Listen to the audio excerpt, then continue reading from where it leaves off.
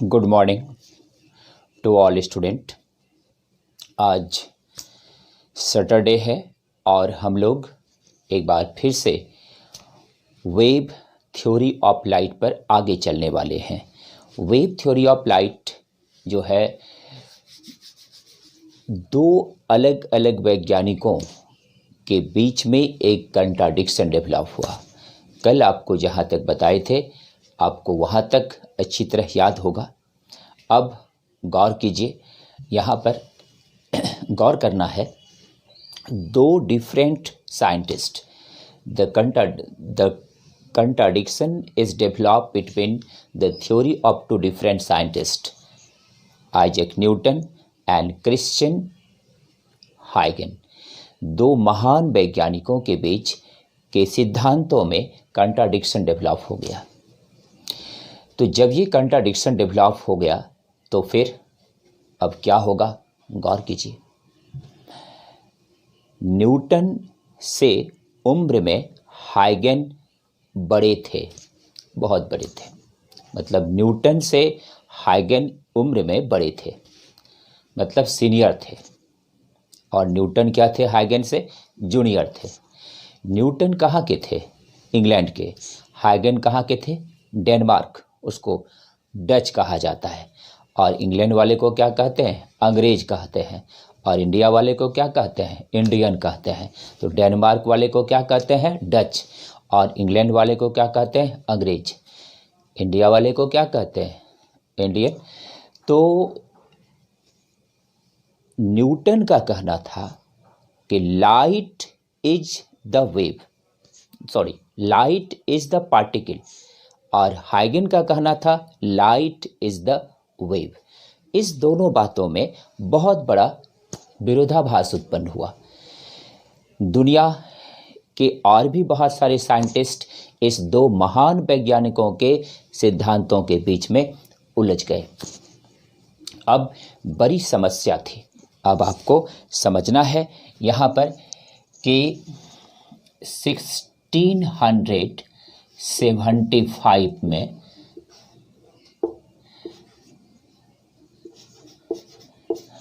Isaac Newton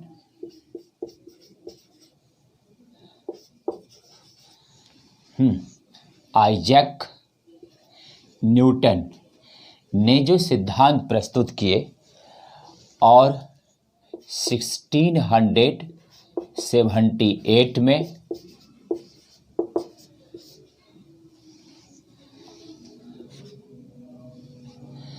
Christian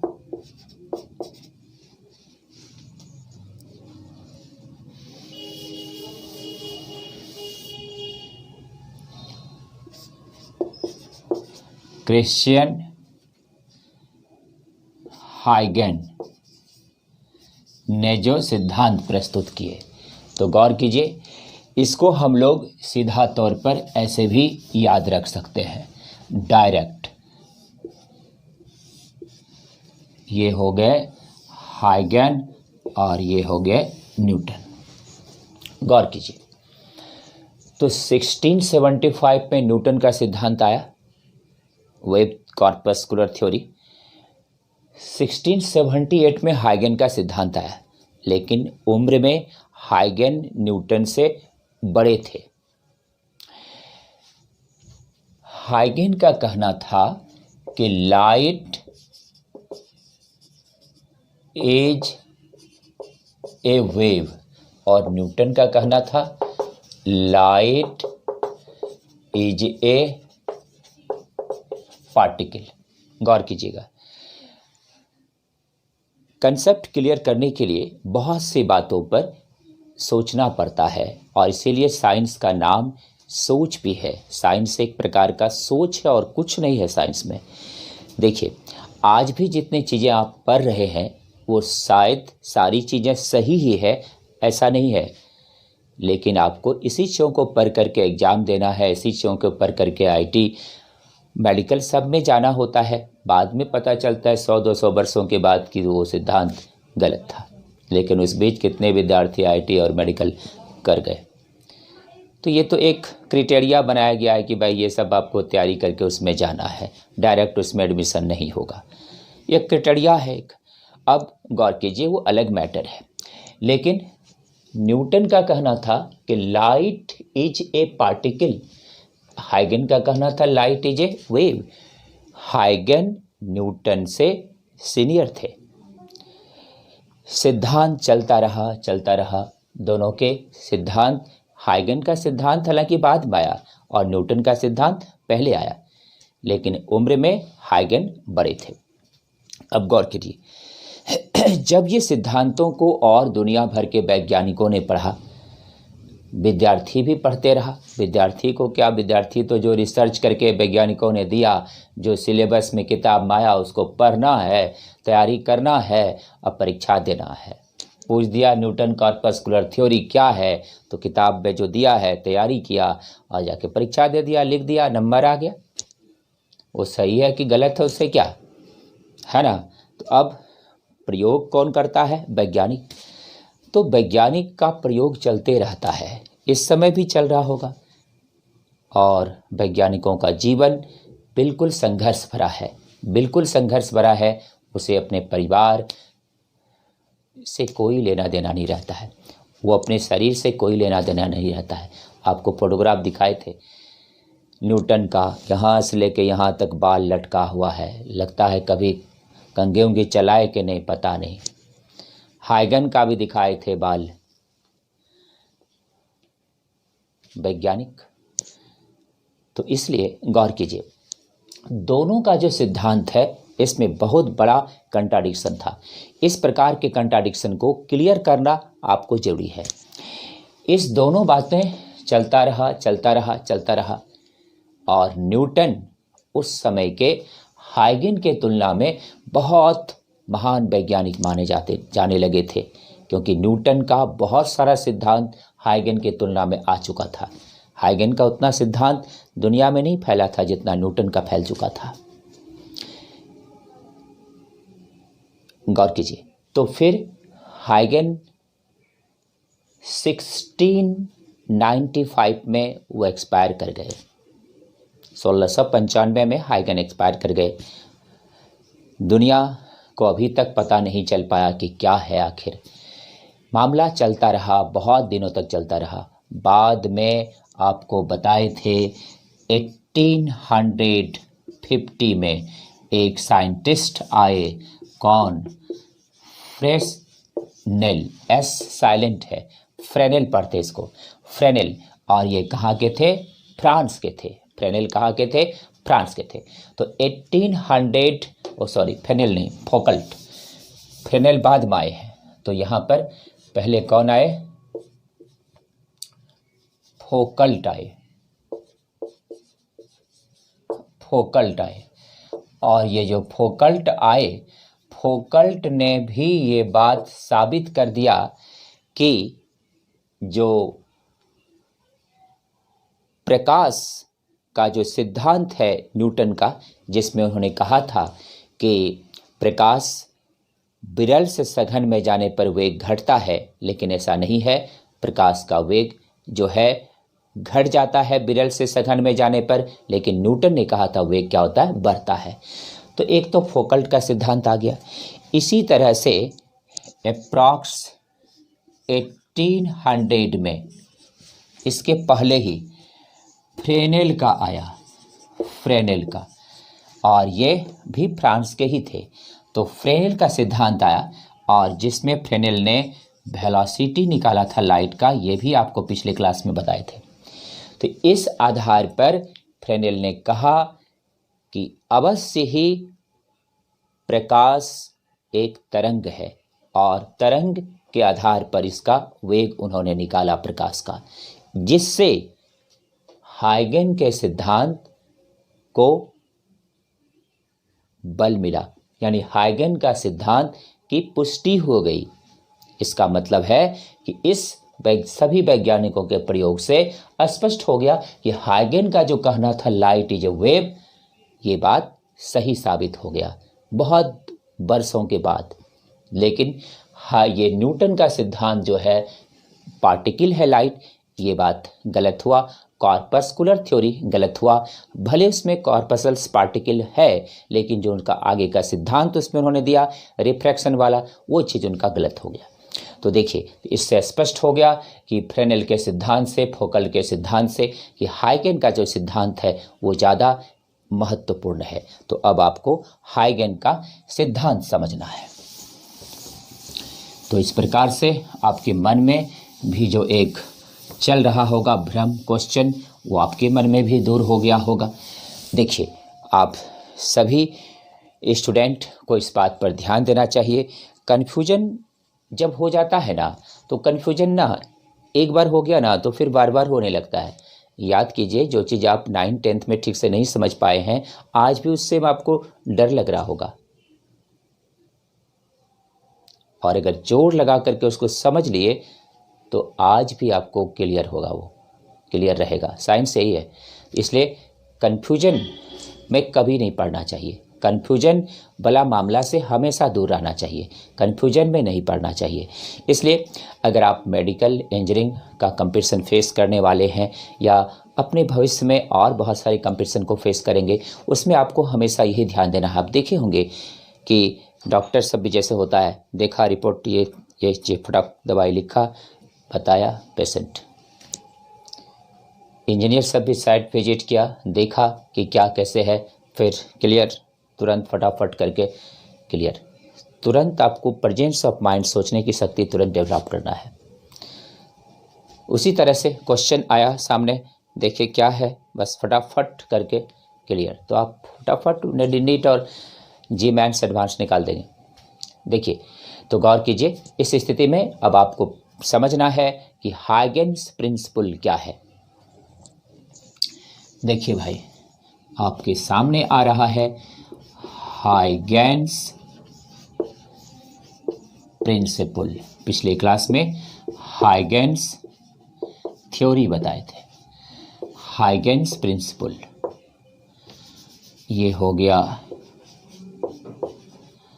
हाइगेन का सिद्धांत। उसी थ्योरी के आधार पर सिद्धांत निकला। उसी थ्योरी के आधार पे क्या निकला? सिद्धांत निकला। एक बार ये कितना लाइटिंग इस पर हो रहा है, इसको जरा ऑब्जर्व कर लेते हैं।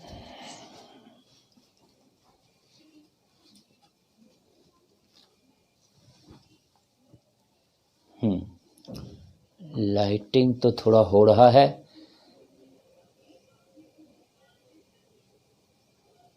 देखिए, अब तो ठीक है। हाइगेन्स principal,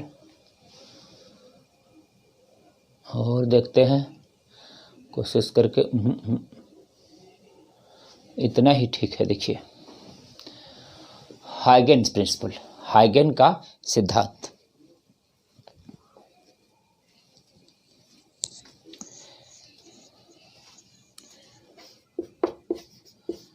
Each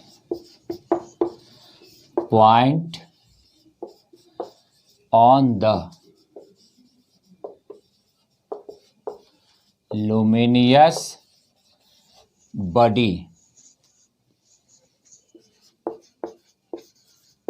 sending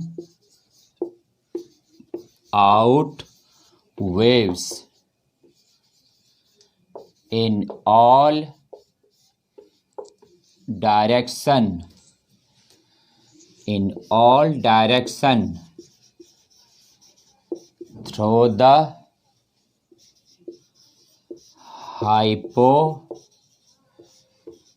hypothetical medium called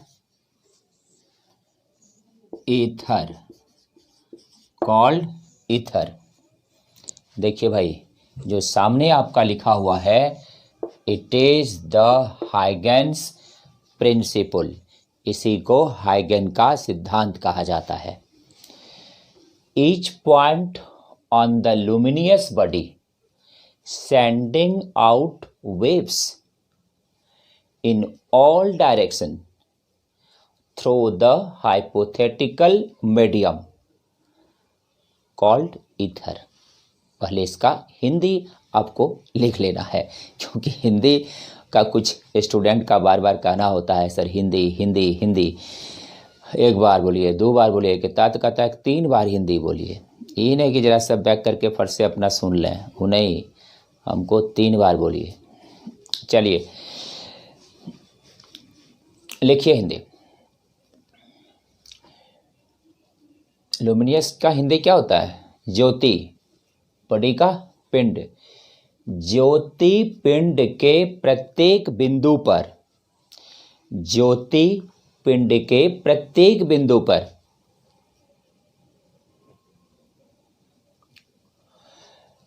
तरंगें प्रत्येक दिशाओं में संचरित होती है। तरंगें प्रत्येक दिशाओं में संचरित होती है। जो कल्पनीय माध्यम, हाइपोथेटिकल मीडियम, जो कल्पनीय माध्यम से होकर जाती है, जो ईथर कहलाता है, जो ईथर कहलाता है। हो गया? एक बार फिर से बोल देते हैं। ज्योति पिंड के प्रत्येक बिंदु पर तरंगें सभी दिशाओं में संचरित होती है। जो परिकल्पनीय या कल्पनीय भी लिख सकते हैं, जो परिकल्पनीय माध्यम से होकर गुजरती है, जिसे ईथर कहा जाता है या जो ईथर कहलाता है। लिख लिए हैं? अब इसको आपको समझने की जरूरत है कि क्या बात कहे वैज्ञानिक हाइगन ने अपने सिद्धांत में, जो इनका सिद्धांत बहुत फेमस हुआ बाद में चलकर। आज भी ये सिद्धांत बिल्कुल सटीक बैठता है। अब समझिए, क्योंकि हाइगन को सिद्धांत को आधार मानकर जब वैज्ञानिक फोकल्ट, वैज्ञानिक फ्रॉनहोफर, वैज्ञानिक फ्रेनेल आगे बढ़े, तो फिर वो सब अपने रिसर्च पर सही स्थिति पर पहुंचते चले गए, जिससे साबित हो गया कि बिल्कुल हाइगन का सिद्धांत सटीक है। अब देखिए, समझिए। पहली बात समझना है, हाइपोथेटिकल मीडियम क्या है। ये एक खाली स्थान है, समझिएगा, एम्प्टी स्पेस है। ये एक छोटे से स्थान में पहले आपको समझा रहे हैं, उसी तरह से इस पूरा ब्रह्मांड में भी है, खाली स्थान है। ये जो खाली स्थान है, एम्प्टी स्पेस, इसमें हाइगन ने परिकल्पना किया। मैथ में भी ऐसा होता है, लेट सपोज दैट, फिजिक्स में भी इन्होंने किया कि ये जो माध्यम है, ये जो एम्प्टी स्पेस है ब्रह्मांड में, ये एक यूनिवर्स है। समझने के लिए मान लीजिए एक यूनिवर्स है। इस यूनिवर्स में एक माध्यम इस खाली स्थान पर भरा हुआ है। गौर कीजिएगा, इस यूनिवर्स में खाली स्थान पर एक माध्यम भरा हुआ है। इसी माध्यम का नाम उन्होंने हाइपोथेटिकल मीडियम दिया, परिकल्पनीय माध्यम। इसका नाम क्या दिया उन्होंने? परिकल्पनीय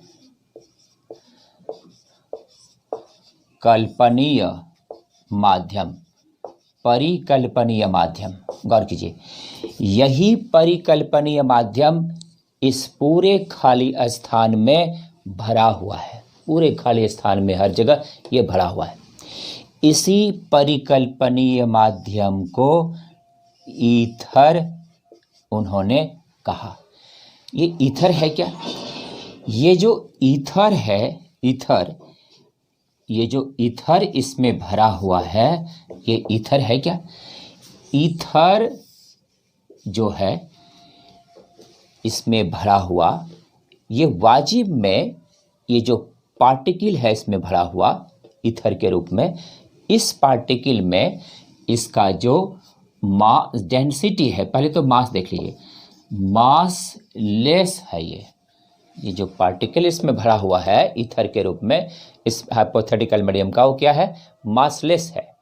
दूसरी बात, ये जो पार्टिकल इसमें भरा हुआ है इसमें, ये सब परफेक्टली इलास्टिक है, परफेक्टली इलास्टिक है, ये सब परफेक्टली इलास्टिक है। परफेक्टली इलास्टिक और परफेक्टली इनइलास्टिक 11 में है। परफेक्टली इलास्टिक किसको कहते हैं, दो बॉल ऐसे टकराए, फेंका गया, और अगर दो बॉल ऐसे टकराया सट गया, इनइलास्टिक हो जाएगा। हट के फेंका गया तो क्या हुआ, इलास्टिक हो गया। तो ये जितना पार्टिकल इसमें टकरा रहा है सब मूव कर रहा है। इसलिए आप देखे होंगे कि हवा का जो कण अभी इस जगह है वो थोड़ी देर के बाद कहीं दूसरी जगह होता है, थोड़ी देर के बाद कहीं और दूसरी जगह होता है, क्योंकि वो सब पार्टिकल टकरा टकरा कर वो चलते रहता है। इस चीज़ों की व्याख्या काइनेटिक थ्योरी ऑफ गैसेस में भी किया गया है ना। तो यहाँ पर ये परिकल्पनीय माध्यम के रूप में यहाँ जो कण भरा हुआ है, ये सभी कण यहाँ ईथर कहला इस माध्यम का नाम। ये कण जो है ये मासलेस है, ये कण जो है परफेक्टली इलास्टिक है, और ये सब कण जो है ये लो डेंसिटी का है, लो डेंसिटी का है, लो डेंसिटी का है। इस सब की डेंसिटी जो है ये सब क्या है, बहुत कम है। तो कल कुछ स्टूडेंट क्वेश्चन कर रहे थे ईथर क्या है, ईथर क्या है, तो गौर कीजिए ईथर क्या है। ईथर एक परिकल्पनीय माध्यम को कहा गया जो इस पूरे ब्रह्मांड में भरा हुआ है। ये कहाँ भरा हुआ है, खाली स्थान में, पूरे ब्रह्मांड में जो खाली स्थान है इसमें भरा हुआ है। इस ब्रह्मांड में जो खाली स्थान में भरा हुआ है यही है परिकल्पनीय माध्यम, इसी का नाम क्या दिया गया, ईथर। ये ईथर जो परिकल्पनीय माध्यम है, इसका जो पार्टिकल्स है वो बिल्कुल मासलेस है, इसका जो पार्टिकल है परफेक्टली इलास्टिक है, इसका जो पार्टिकल है इसकी डेंसिटी बहुत लो होती है। इतनी बात समझ गए। तो अब अभी ऐसा नहीं कि आप हाइगन्स प्रिंसिपल समझ गए, अभी इसमें बहुत कुछ है, गौर कीजिए। अभी आपको केवल एक चीज़ समझे हैं, क्या, ये जो ब्रह्मांड है इतना विशाल ब्रह्मांड है क्या, the limitless space around us is called universe. हमारे चारों ओर असीमित क्षेत्र को ब्रह्मांड कहते हैं, और ये असीमित क्षेत्र जो ब्रह्मांड है इसमें हाइगन का मानना है कि एक समान माध्यम, परिकल्पनीय माध्यम भरा हुआ है, और ये परिकल्पनीय माध्यम ही क्या है, ईथर है। इस ईथर में जो पार्टिकल्स है वो पार्टिकल्स मासलेस होता है, ये पार्टिकल्स परफेक्टली इलास्टिक होता है, और ये पार्टिकल लो डेंसिटी का होता है, इसका घनत्व तो बहुत कम होता है। इतनी बात समझ गए। अब आगे देखिए, फिगर सबका नोट हो गया सब।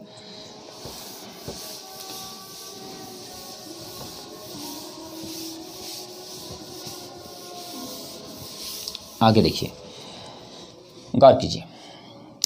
अगर अब ये एक सोर्स है, इट इज द सोर्स, ये एक सोर्स है, कहाँ पर है, इसी परिकल्पनीय माध्यम में है, ये सोर्स है। अगर सूर्य भी है इसी परिकल्पनीय माध्यम में है, अगर तारा भी है इसी हाइपोथेटिकल मीडियम में है, ईथर में है, तो कोई भी जो सोर्स है वो क्या है, एक लुमिनियस बॉडी है, उससे क्या निकल रहा है, लाइट निकल रहा है। तो वो जो लुमिनियस बॉडी है, it is the luminous body. अब इधर चारों बगल क्या है, हाइपोथेटिकल मीडियम है, अभी समझे। तो ये हाइपोथेटिकल मीडियम में इनका कहना है कि ये जो वेव है वो समान रूप से सभी दिशाओं में फैल जाता है, ये वेव समान रूप से सभी दिशाओं में फैल जाता है। कहाँ, जहाँ तक हाइपोथेटिकल मीडियम है, तो जहाँ तक हाइपोथेटिकल मीडियम है वहाँ तक। तो ये जो है ये क्या है, लुमिनियस बॉडी है, it is the luminous body. और ये चारों तरफ जो फैला हुआ ये क्या है, हाइपोथेटिकल मीडियम है, यही है हाइपोथेटिकल मीडियम।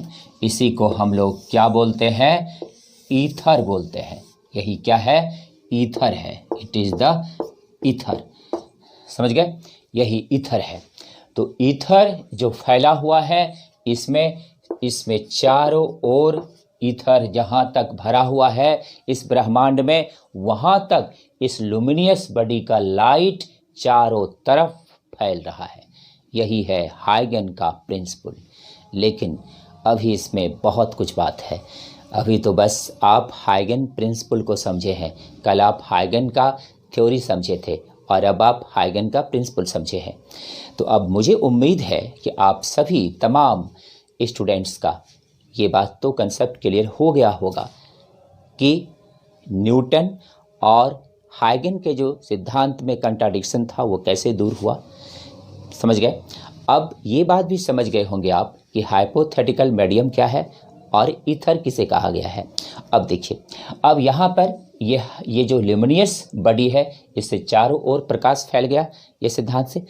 अब इसमें आपको इस सिद्धांत में 3 बात को समझना है। वो 3 बात क्या क्या है। पहला नंबर, फर्स्ट पॉइंट, द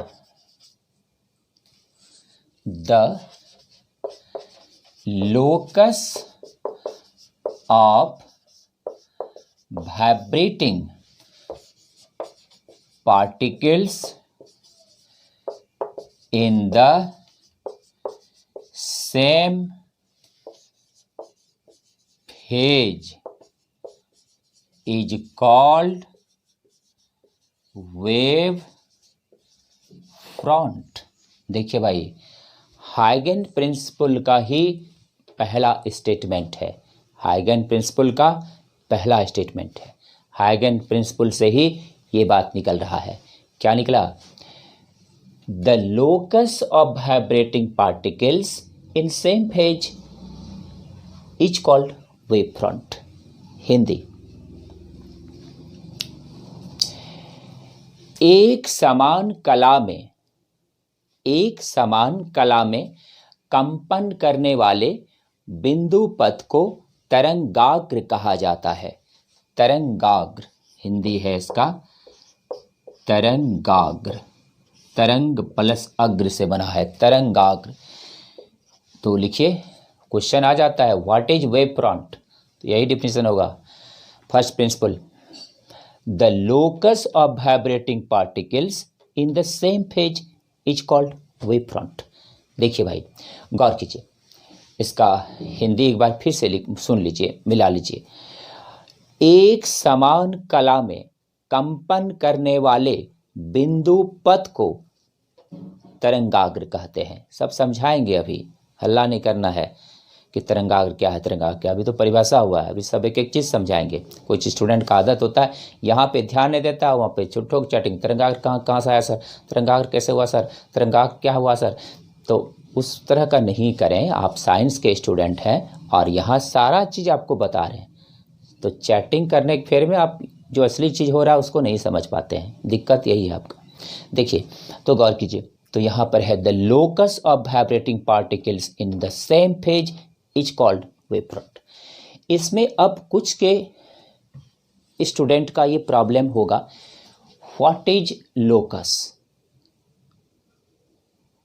कुछ का प्रॉब्लम होगा व्हाट इज फेज। अब ना, अगर आपको लोकस नहीं पता है, फेज नहीं पता है, तो आप वेव फ्रंट क्या समझ पाएंगे, नहीं समझ पाएंगे। तो पहले आपको क्लियर करना होगा कि लोकस क्या है और फेज क्या है ना। तो लोकस फेज अगर समझ में आ जाए तो वेव फ्रंट फिर समझना आसान हो जाएगा। तो देखिए, ये फिगर तो बना लिए हैं, अब यहाँ पर समझना है कि क्या है लोकस, क्या है फेज और क्या है वेव फ्रंट। समझिए, देखिए, अगर ये कोई लाइट वेव इस सोर्स से चल रहा है, तो इस तरह से आप तो स्पष्ट हो गया हाइगन सिद्धांत से लाइट क्या है, एक वेव है। तो यहाँ से जो वेव चला, यहाँ पर कुछ एंगल बनाता है, मान लीजिए फाई। तो ये जो फाई है एंगल, इसी को हम लोग फेज कहते हैं और इसी का मतलब होता है, फेज का हिंदी होता है कला, और इसको डिनोट करते हैं किससे? फाई से। डिनोट किससे करते हैं? फाई से। ये कला फेज क्लास 11 में है। बहुत सारे स्टूडेंट जो आज क्लास 12 में है वो क्लास 11 ठीक से कंप्लीट नहीं करते हैं। अभी भी क्लास 11 का टाइम स्टार्ट हो गया है, अभी भी आपके पास मौका है। हम क्लास 11 दे रहे हैं, उसमें आप जो डाउट है उसको क्लियर कर लीजिए, नहीं तो कब अप कीजिएगा। और आप ये मत भूलिए कि आपके लिए ऐसे ही कक्षा पार होते रहेगा क्लास, सारी परीक्षाएं होगी, सारा एग्जाम होगा। इसलिए ये समय को आप सही उपयोग कीजिए। देखिए, तो यहाँ पर जो छोटा सा एंगल बना वेव का, इस छोटे से एंगल को ही हम लोग क्या कहते हैं? फेज। फेज का हिंदी क्या है? कला। तो कला क्या है? एक छोटा सा एंगल है, very small angle produced by wave is called phase. Clear? Phase आप समझ गए। अब क्या है? लोकस। लोकस का हिंदी होता है बिंदु पथ। ध्यान दीजिएगा, लोकस का हिंदी क्या है? बिंदु पथ। आपने ज्यामिति में पढ़ा होगा कि एक रेखा बिंदुओं का समूह है। पढ़े हैं? एक रेखा बिंदुओं का समूह है। The line is the combination of points. The combination of points is called line. तो अब समझिए, यहां पर भी आपने पढ़ा कि लाइट के कॉर्पस्कुलर थ्योरी से पता चलता है कि लाइट का मुख्य जो आत्मा है क्या है? कॉर्पसल है। तो लाइट जो चल रहा है उसमें क्या है? कण है। तो यहां पर ये बात गौर करने का है। ये जो लाइट वेव इस तरह से चला, इसमें क्या है? कॉर्पसल्स है, इसमें कणिकाएं हैं। इस प्रकार से इसमें कणिकाएं हैं, है ना? ये कणिकाएं हैं, और ये कणिकाएं इस तरह से इसमें जो है ये कॉर्पसल्स है, कॉर्पसल्स। और ये कणिकाएं इस प्रकार से लाइट में चलते जा रहा है। यही लाइट है, इट इज लाइट। ये भी लाइट ही है। ध्यान दीजिए, यहाँ पर हम फेज समझ रहे हैं, यहाँ पर हम क्या समझ रहे हैं? लोकस समझ रहे हैं, लोकस। तो ये जो लोकस क्या है? एक पॉइंट की तरह है। देखिए, लोकस क्या है? एक पॉइंट की तरह है। तो ये point point point point point point जो है ना, इसी को हम लोग लोकस बोलते हैं। जो कणिका सब मिलकर के जो बनाया, लोकस। और यही लोकस यहाँ पर बिंदु पथ कहलाता है। इसी को लोकस को क्या बोलते हैं? बिंदु पथ कहते हैं। समझ गए? तो अब दोनों बात आपका क्लियर हो जाना चाहिए। Locus, phase. तो फेज वेव के द्वारा बना एक स्मॉलेस्ट एंगल है। लोकस उसमें मौजूद जो कणिका है उसके द्वारा जो फॉर्म हो रहा है आर्क, वहां पर एक बिंदु पथ बन रहा है। इसी को लोकस कहते हैं। अब समझना है आपको वेव फ्रंट तब क्या है। समझिए वेव फ्रंट क्या है। देखिए, द लोकस, एक बार फिर से definition, the locus of vibrating particles in the same phase is called wave front. यानी फेज इक्वल होना चाहिए। तो यहां पर हम लोगों को अब वेव फ्रंट समझ लेना है। वेव फ्रंट क्या है? देखिए, तो यहां पे ये यही सोर्स जो समझाने के लिए लिए हैं, आपको फेज समझाए हैं, आपको लोकस समझाए हैं, अब आप वेव फ्रंट समझा रहे हैं। देखिए, तो यहां से लाइट तो सभी दिशा में जाएगा, चल रहा है लाइट, चल रहा है लाइट सोर्स से। अब गौर कीजिएगा, यहां पे इस तरह से लोकस बना, इस तरह से लोकस बना, इस तरह से लोकस बना, इस तरह से लोकस बना। तो ये जो लोकस बनते जा रहा है, इस तरह लोकस बनते जा रहा है, इस तरह के लोकस का बनना ही वेव फ्रंट है। तो यहाँ पर इसी को हम लोग क्या कहते हैं, वेव फ्रंट कहते हैं। हिंदी में इसी को क्या कहते हैं, तरंगाग्र कहते हैं। तो वेव फ्रंट है क्या, तो वेव फ्रंट इसको दो वर्डों से बना है, wave plus front equal to wave front. Wave से का हिंदी है तरंग और फ्रंट का हिंदी है अग्र, और इसी से मिलकर बना है तरंगाग्र। तरंगाग्र नीचे तक सबको दिखाई पड़ रहा है।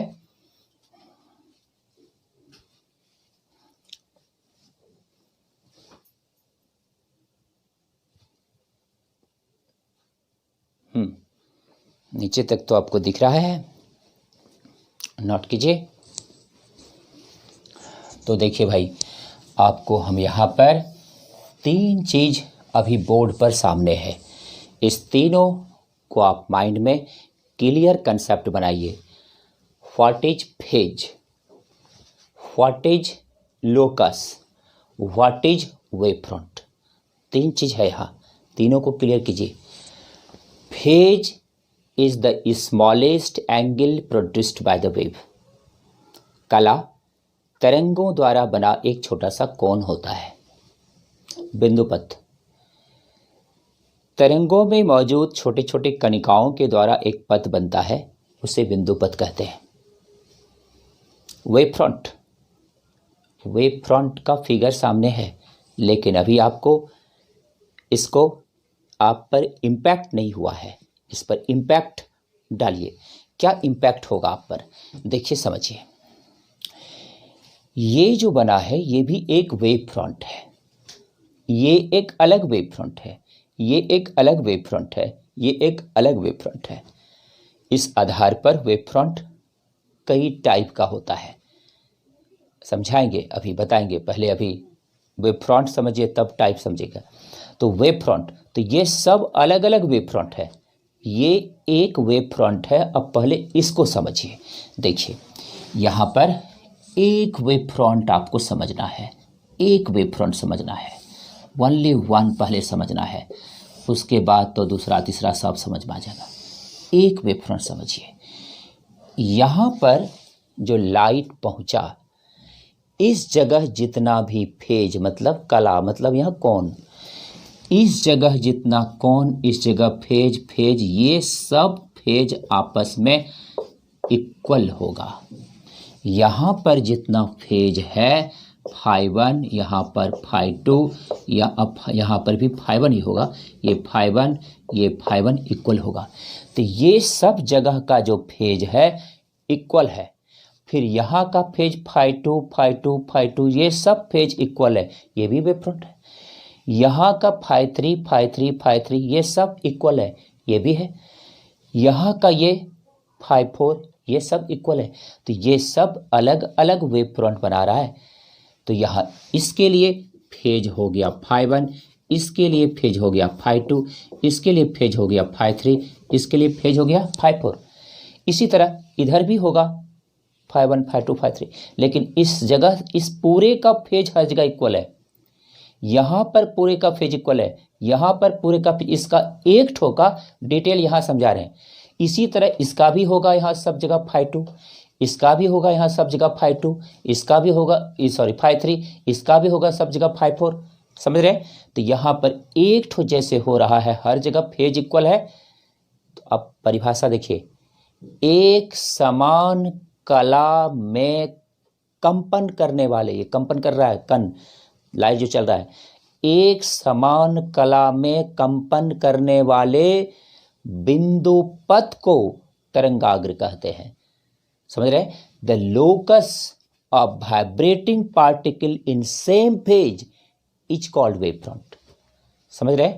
एक समान कला में कंपन करने वाले बिंदु पथ को तरंगाग्र कहते हैं। तो ये है तरंगाग्र क्या है। तो पहला हाइगन थ्योरी का, हाइगन प्रिंसिपल का फर्स्ट पॉइंट आपको अभी हम समझाए हैं। इसका पूरा डायग्राम ठीक से कॉपी में नोट कीजिए और इस प्रिंसिपल का अब दूसरा point.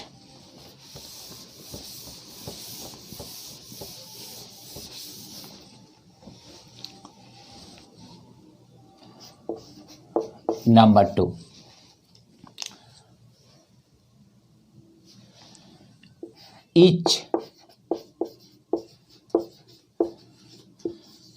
each wave front has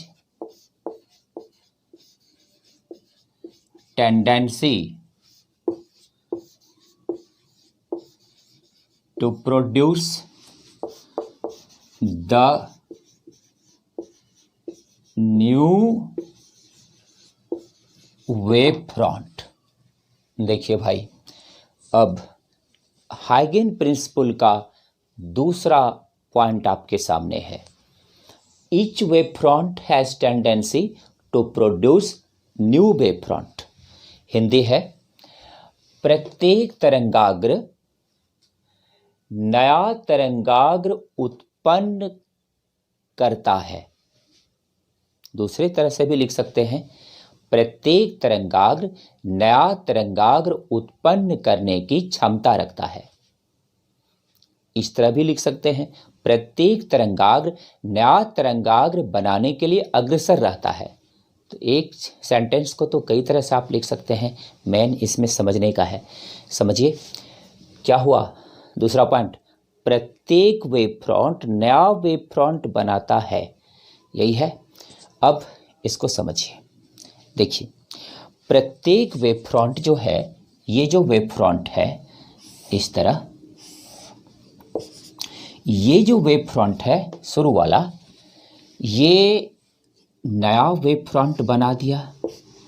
क्यों भाई? Because light wave is the form of energy and energy neither be created nor be destroyed. प्रकाश एक ऊर्जा है, ऊर्जा ना तो नष्ट कर सकते हैं और ना तो उत्पन्न कर सकते हैं, तो बदलते रहता है। तो ये जो ऊर्जा था प्रकाश का, इस एनर्जी से नया बना दिया, अभी भी एनर्जी है, फिर नया बना दिया, फिर बनाते चला गया।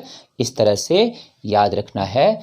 हम लोगों को दूसरा पॉइंट बताता है कि प्रत्येक वेव फ्रंट नया वेव फ्रंट बनाने के लिए अग्रसर रहता है। तो इस तरह से न्यू वेव फ्रंट लगातार बनते जाएगा।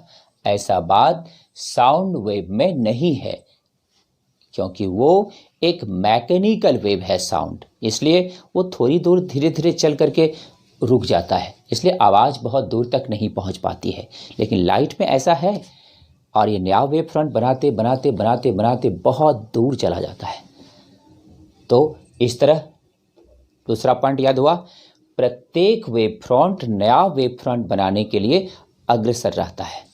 अब इसका तीसरा पॉइंट देखिए, तीसरा पॉइंट क्या है?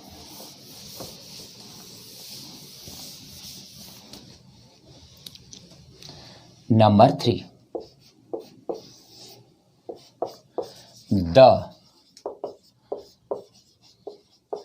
the distance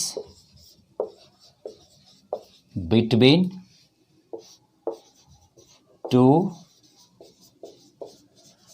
consecutive wave front must be equal।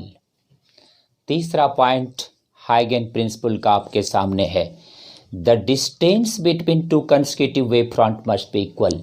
इसका मतलब हुआ दो लगातार तरंगाग्रों के बीच की दूरी समान होती है। दो लगातार तरंगाग्रों के बीच की दूरी समान होती है। दो लगातार तरंगाग्रों के बीच की दूरी समान होती है। समझिए समझिए भाई,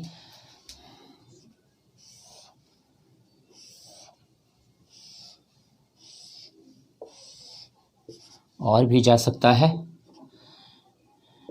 ए B C P Q R, इस तरह से वेव फ्रंट बना जी।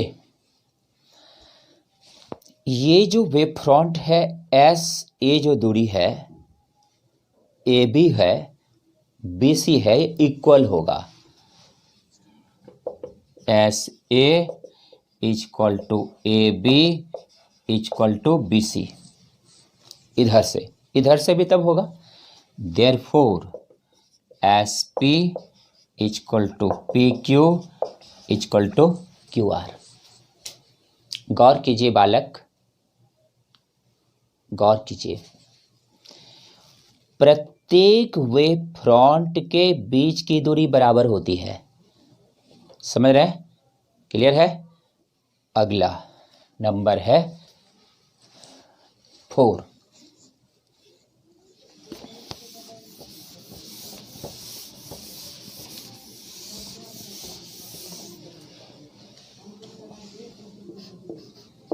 नंबर 4 में है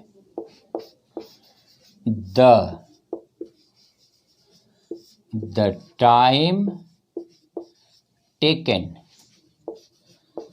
by each wave front to produce new wave front must be equal। देखिए भाई, नंबर 4 पॉइंट हाइगन प्रिंसिपल का चौथा पॉइंट क्या कहता है?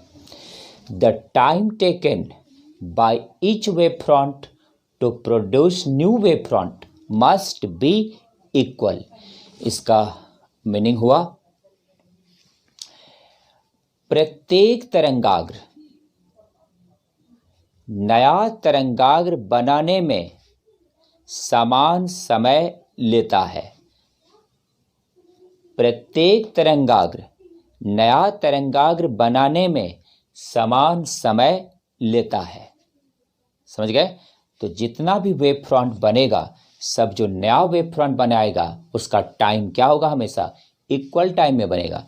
तो यहाँ पर इस तरह से फिर समझ सकते हैं, ये वेव फ्रंट बना, बनते गया, बहुत सारा बनेगा। वेव फ्रंट क्या है समझ गए हैं?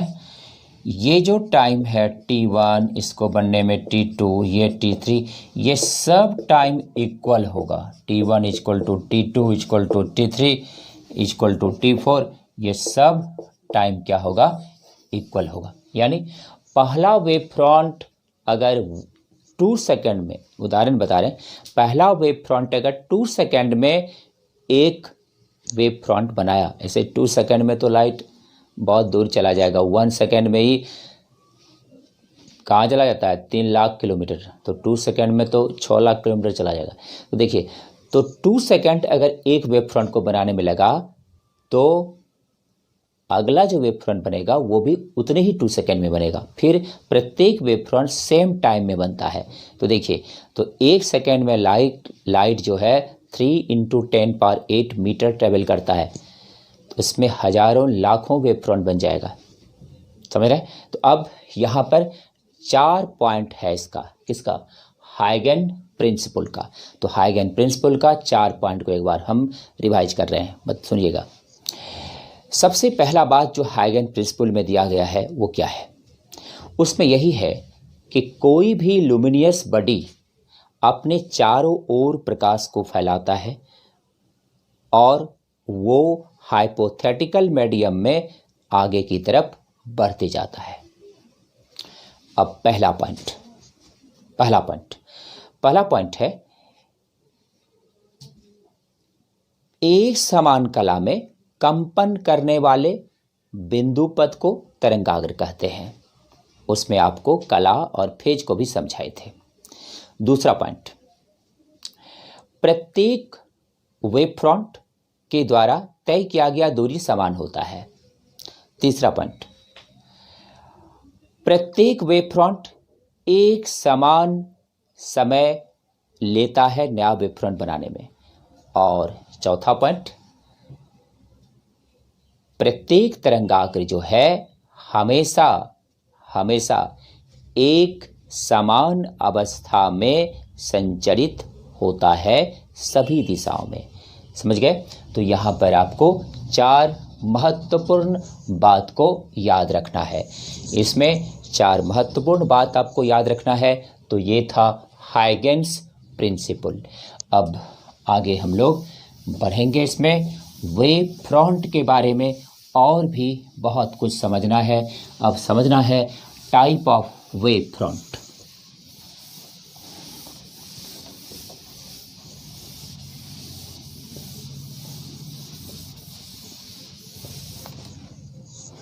देखिए भाई,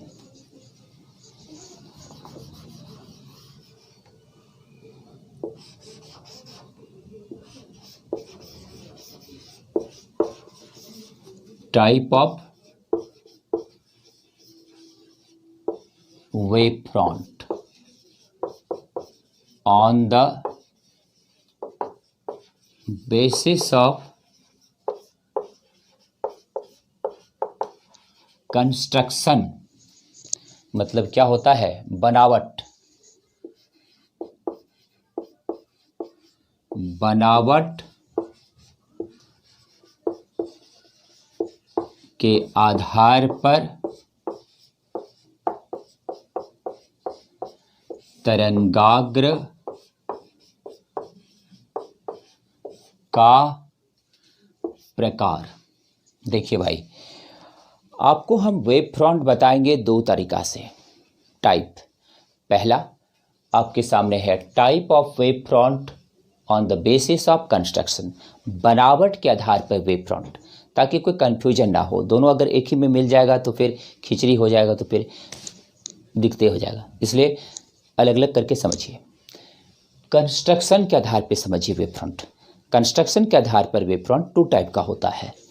तो यहाँ पर लिख लेना है, देयर आर 2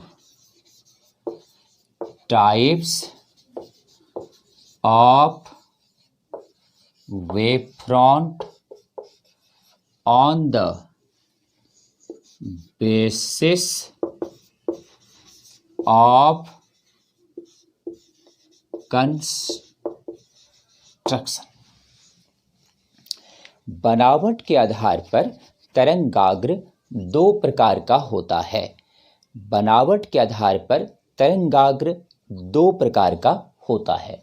इसमें कहीं कोई साइनिंग सब तो नहीं हो रहा है?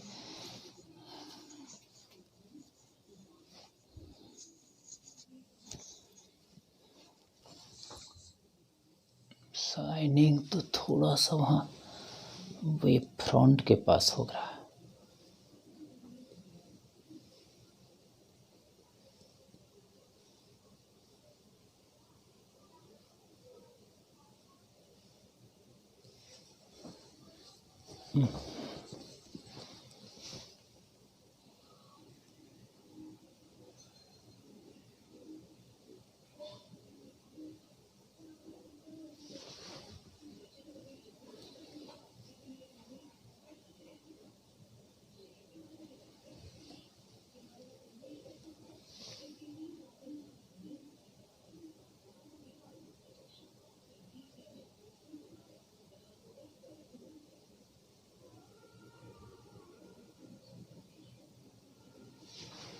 देखिए, तो अब दिख रहा होगा, type of wave front on the basis of construction.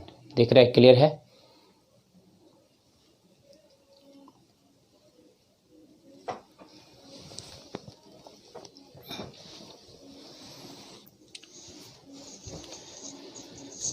देखिए भाई, ये लाइट तो नेचुरल लाइट का अलग होता है, आर्टिफिशियल लाइट में थोड़ा सा लाइटिंग हो ही जाता है।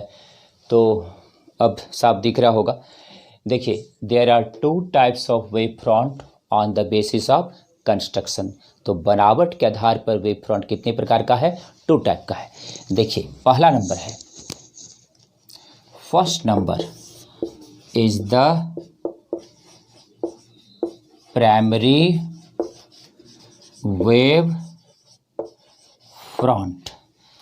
Second number secondary wave front. ध्यान दीजिएगा। तो बनावट के आधार पर वेव फ्रंट कितने प्रकार का हुआ? 2 टाइप का हुआ।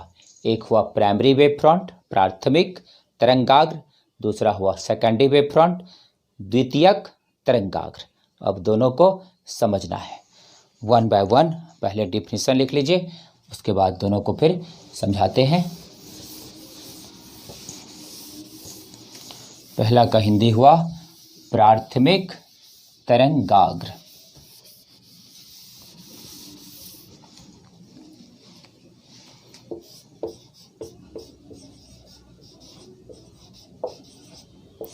प्राथमिक तरंगाग्र। The light energy, the light energy produce the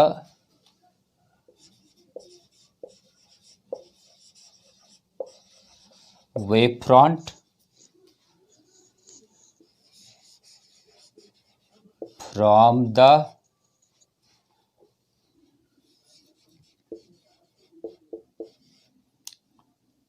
luminous source.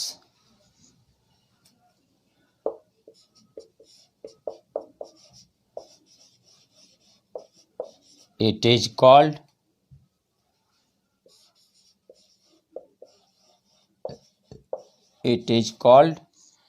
primary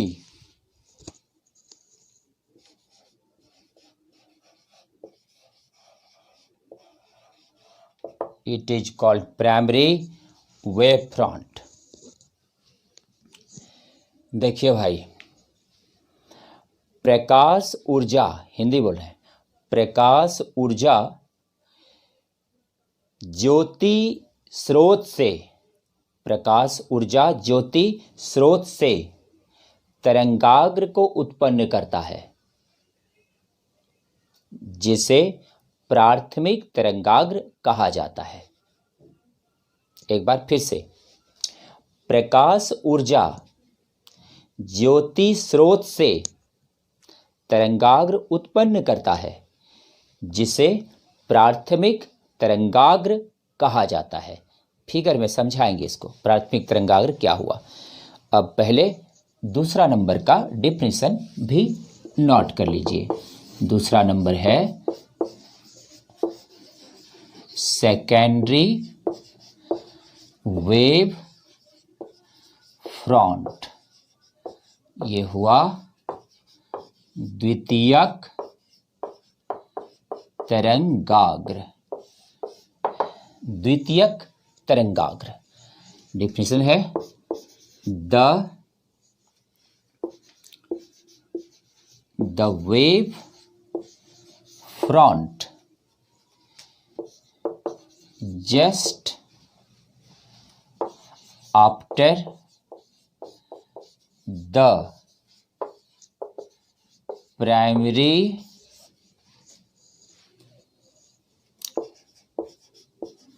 wave front, it is called secondary wave front. देखिए भाई, सेकेंडरी वेव फ्रंट, द्वितीयक तरंगाग्र क्या है? गौर कीजिए।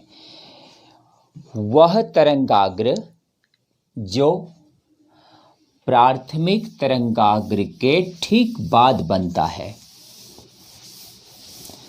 वह तरंगाग्र जो प्राथमिक तरंगाग्र के ठीक बाद बनता है, उसे द्वितीयक तरंगाग्र कहा जाता है। उसे द्वितीयक तरंगाग्र कहा जाता है। अब देखिए, समझना है कि ये प्राइमरी और सेकेंडरी वेव फ्रंट क्या है। इसमें थोड़ा इंक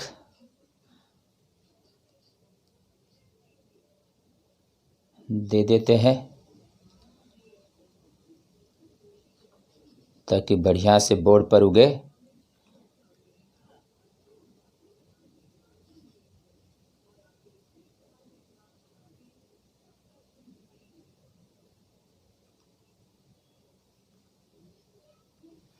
चलिए अब समझना है प्राइमरी और सेकेंडरी वेव फ्रंट क्या है, फिगर से समझना है।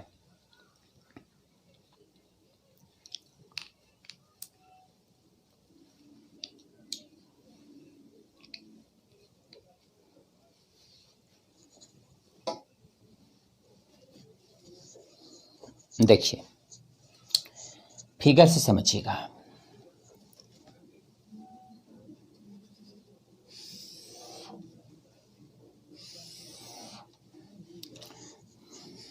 Luminous source, candle, lamp, bulb, sun, star, these are the luminous source which emit the light properly in all direction according to Huygens theory। ये एक luminous source है। आपने पढ़ा कि यहाँ से जो वेव फ्रंट है लगातार बनता ही जाता है। इस तरह से वेव फ्रंट बनता जाता है। प्रत्येक वेव फ्रंट नया वेव फ्रंट बनाने की क्षमता रखता है। प्रत्येक वेव फ्रंट में तय किया गया दूरी बराबर होता है। प्रत्येक वेव फ्रंट को बनाने में लगा समय बराबर होता है। सब बात अब पढ़ चुके हैं, बहुत बात पढ़ चुके हैं। गौर कीजिए, अब आपको पढ़ना है और समझना है कि प्राइमरी और सेकेंडरी वेव फ्रंट क्या है। ध्यान दीजिएगा।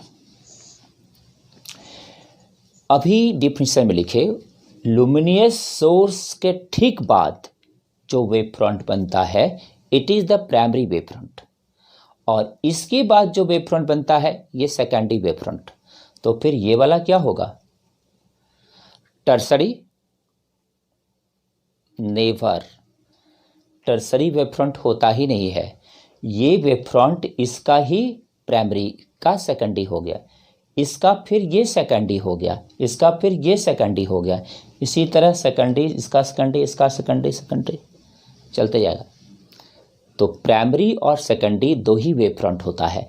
तो यहाँ पर ये जो वेव फ्रंट बना इस जगह it is primary wave front, ये प्राइमरी वेव फ्रंट हुआ। और ये जो वेव फ्रंट बना it is the secondary wave front. समझ गए? तो ये प्राइमरी वेव फ्रंट और ये हो गया सेकेंडरी वेव फ्रंट। इसके बाद आपने पढ़ा कि जितना वेव फ्रंट बनेगा वो पीछे वाले का हमेशा सेकेंडरी वेव फ्रंट कहलाएगा, टर्सरी वेव फ्रंट नहीं होता है। तो अब हम लोग यहाँ पर इस बात को नोट कर लीजिए। Each new wave front is the secondary wave front of the previous wave front. इसका हिंदी भी लिख सकते हैं, प्रत्येक नया तरंगाग्र पिछले तरंगाग्र का द्वितीयक तरंगाग्र होता है। एक बार फिर से बोल रहा हूं, प्रत्येक नया तरंगाग्र पिछले तरंगाग्र का द्वितीयक तरंगाग्र होता है। तो ये था आपका कि प्राइमरी और सेकेंडरी वेव फ्रंट क्या है। तो कंस्ट्रक्शन से वेव फ्रंट कितने टाइप का होता है? 2 टाइप का होता है, प्राइमरी वेव फ्रंट और सेकेंडरी वेव फ्रंट। अब इसका दूसरा बात समझाते हैं, type of wave front on the basis of geometry. देखिए भाई, अब ज्योमेट्री के आधार पर आपको वेव फ्रंट समझना है कि ज्योमेट्री के आधार पर वेव फ्रंट कितने टाइप का होता है।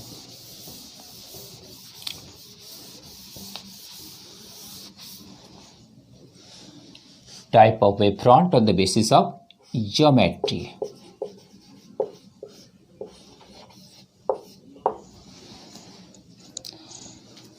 इसका हिंदी हुआ तरंगाग्र का प्रकार ज्यामिति के आधार पर, यानी ज्यामिति के आधार पर तरंगाग्र का प्रकार।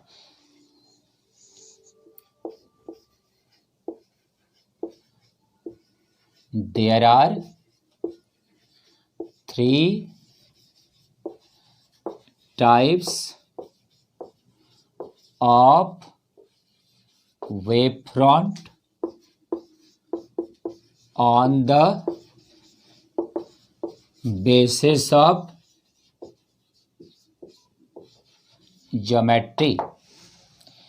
ज्यामिति के आधार पर तरंगाग्र 3 प्रकार का होता है। ज्यामिति के आधार पर तरंगाग्र 3 प्रकार का होता है। देखिए भाई, ज्यामिति के आधार पर तरंगाग्र 3 प्रकार का कौन कौन होता है। नंबर 1, प्लेन और linear wave front. Number 2, spherical wave front. Number 3, cylindrical wave front.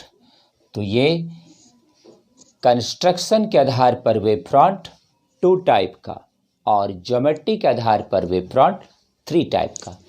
Plane wave front, linear wave front, इसी को समतल या रेखीय तरंगाग्र कहते हैं।